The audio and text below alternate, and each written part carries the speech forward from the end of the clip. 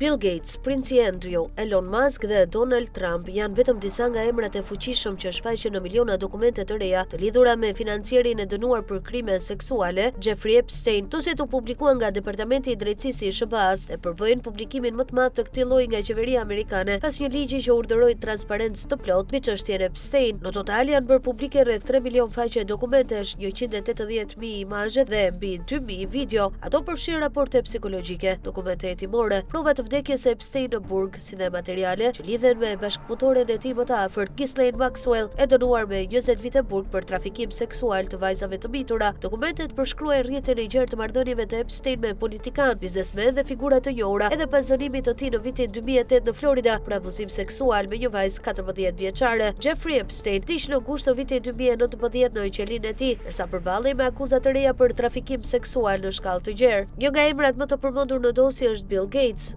Dokumentet përfshin emaile që duket se janë shkruar nga vetë Epstein, ku përmenden pretendime për marrëdhënie personale dhe akuza për sëmundje seksualisht të transmetueshme. Zëdhënësi i Bill Gates i ka quajtur këto pretendime vulgare, absurde dhe krejtësisht rreme, duke theksuar se bëhet fjalë për shpifje nga një person i dënuar dhe i diskredituar. Sipas Gates, këto dokumente tregojnë vetëm përpjekjet e Epstein për të manipuluar dhe për të ushtruar presion në figurave të njohura pas prishjes së marrëdhënieve me ta. Dosjet zbulojnë gjithashtu korrespondencë mes Epstein dhe miliarderit Elon Musk, edhe pse Elon Musk nuk është akuzuar për ndonjë shkelje dhe ka deklaruar se nuk e ka vizituar kurrë ishullin e Epstein. Emailet tregojnë se ai kishte diskutuar disa herë mundësinë e udhëtimit, përfshirë organizimin e festave dhe transportin me helikopter. Nuk ka prova që Musk ta ketë realizuar ndonjëherë këtë vizitë. Një tjetër kapitull i rënd lidhet me elitën britanike. Dokumentet përfshin emaile mes Epstein dhe një personi të identifikuar si Duka, që besohet të jetë princi Andrew. Në këto komunikime përmenden darka private në pallatin Buckingham dhe oferta për t'u njohur me gra të reja, edhe pse Epstein ishte tashmë i dënuar për krime seksuale. Në dosje shfaqen edhe emaile të ish bashkëshortes së princit Andrew, Sarah Ferguson, e cila i referohet Epsteinit si mik i dashur dhe legjend në një periudhë kur ai ishte në arrest shtëpie. Presidenti amerikan Donald Trump përmendet qindra herë në dokumente. Trump ka pranuar se ka pasur njohje me Epstein, por ka deklaruar se marrëdhënia u ndërprer vite përpara arrestimit të tij dhe ka mohuar çdo lidhje me krimet seksuale. Dosjet përfshin ankesa të shumta ndaj Trump, por Departamenti i Drejtësisë ka theksuar se shumë prej tyre janë të paverifikuara dhe të pabazuara. Gjithato dokumentet zbulojnë se Trump ka udhëtuar disa herë me avionin privat të Epstein në vitet 90, përfshirë fluturime ku në bord ndodhej edhe Ghislaine Maxwell. Sërish autoritetet amerikane theksojnë se këto të dhëna nuk përbëjnë prova penale. Në dosje përmendet edhe sekretari aktual i tregtisë në administratën Trump, Howard Lutnick. Sipas dokumenteve, Lutnick organizoi një vizitë në ishullin e Epstein në vitin 2012 dhe më vonë ftoi atë në një event privat për mbledhje fondesh për Hillary Clinton. Lutnick ka deklaruar se nuk ka kaluar kohë me Epstein dhe ka refuzuar të komentojë më tej, ndërsa Departamenti i Drejtësisë thotë se ky publikim shënon fundin e procesit të transparencës. Shumë ligjvënës demokrat këmbgulin se miliona dokumente të tjera vazhdojnë të bahen të fshehta pa arsye të mjaftueshme ligjore. Pyetja mbetet, a është zbardhur e gjithë e vërteta apo dosja Epstein vazhdon të brojë emra të fuqishëm, duke lënë drejtësinë të përgjysmuar?